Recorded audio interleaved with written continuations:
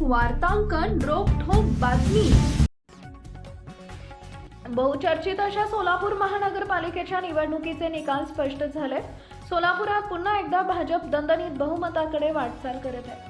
दुसऱ्या स्थानावर एमआयएम असून शिवसेना, शिंदे गट व अजित पवारांच्या युतीला म्हणावा तसा करिश्मा करता आलेला नाहीये। काँग्रेसचा सुपडा साफ झाल्याचं निकालावरून स्पष्ट दिसतंय। माकप, एमआयएम, शरद पवारांची राष्ट्रवादी, ठाकरे शिवसेनेची तीच गत झाल्याचं सध्या तरी चित्र आहे। 102 जागांसाठी अटीतटीची लढत झाली। सर्वच्या सर्व 102 जागांवर एकटा भाजपनं उमेदवार दिले। अन्य पक्षांना सर्व ठिकाणी उमेदवार देखील मिळाले नसल्याचं वास्तव आहे। तब्बल 8 वर्षांनंतर झालेली ही निवडणूक एका खुनामुळे राज्यभर गाजली।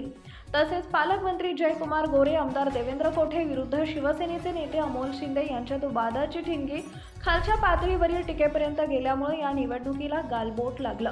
विविध राजकीय पक्षातील नेत्यांना भाजपचे आयात केले।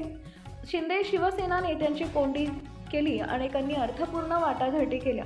मुख्यमंत्र्यांचा पालकमंत्री व तिन्ही आमदारांची फौज प्रचारात भिंतीला ठेवली। याचा परिपाक म्हणजे भाजपला महापालिकेत ऐतिहासिक विजय मिळत असल्याचं दिसत आहे।